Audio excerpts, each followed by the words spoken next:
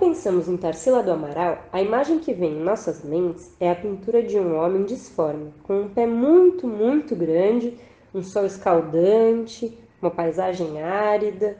Essa obra, batizada de Abapuru, que em tupi-guarani significa homem que come carne, é a sua obra mais famosa e marca o início da sua segunda fase artística, nascimento do movimento antropofágico. Foi uma das tentativas de Tarsila de representar toda a diversidade étnica, cultural e social brasileira sem as amarras do colonialismo.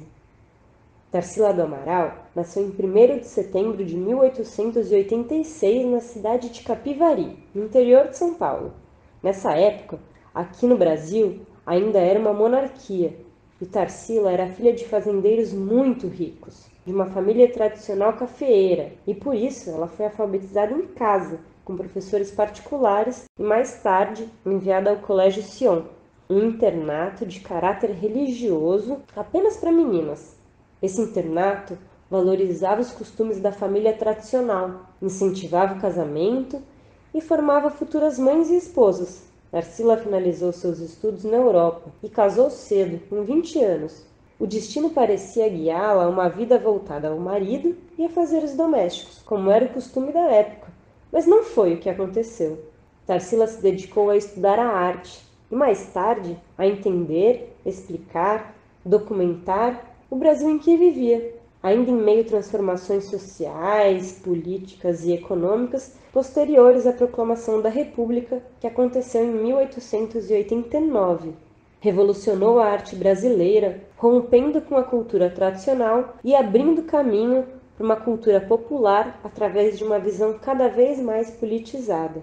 Em 1922, aconteceu a Semana de Arte Moderna. Tarsila não participou, ao contrário do que muitos dizem, mas foi a partir dela e de seu encontro com artistas modernistas que ela desenvolveu o estilo pelo qual ficou mundialmente conhecida.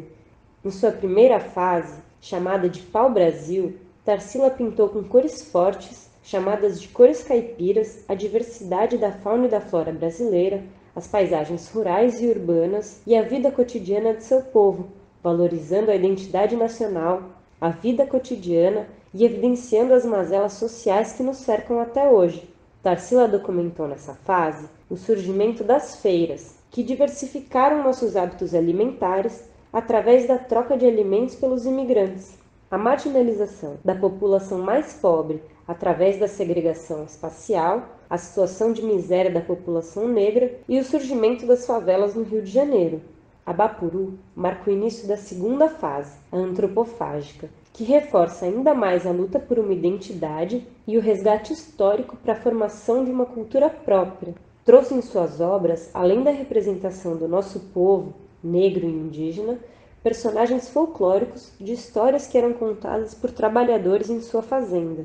Tanto sua fase quanto o movimento bebem da cultura estrangeira e transformam numa cultura única. Em 1931, Tarsila viaja à União Soviética para fazer algumas exposições, amadurecendo ainda mais a sua visão política, e ao retornar ao Brasil, se envolve com o Partido Comunista. É presa, acusada por seu posicionamento de esquerda. Após 30 dias, Tarsila é liberada e inicia sua fase social na pintura, onde passa a pintar diversas opressões ao povo e as lutas por melhores condições de vida e de trabalho. Na obra Operários, Tarsila critica o processo de exploração e alienação imposto pelo capitalismo e o novo modo de produção industrial, muito forte, principalmente no Brasil, com o governo de Getúlio Vargas.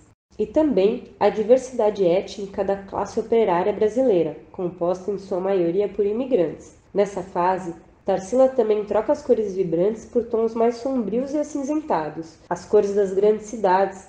Tarsila, assim como nós, ousou ocupar espaços que não pertenciam às mulheres de sua época, rompendo com o ideal de mulher submissa e, através da sua arte, escancarando as injustiças sociais contra a população indígena, negra e imigrante, além das mudanças trazidas com um novo modo de vida capitalista e mais industrializado. MTST, a luta é pra valer.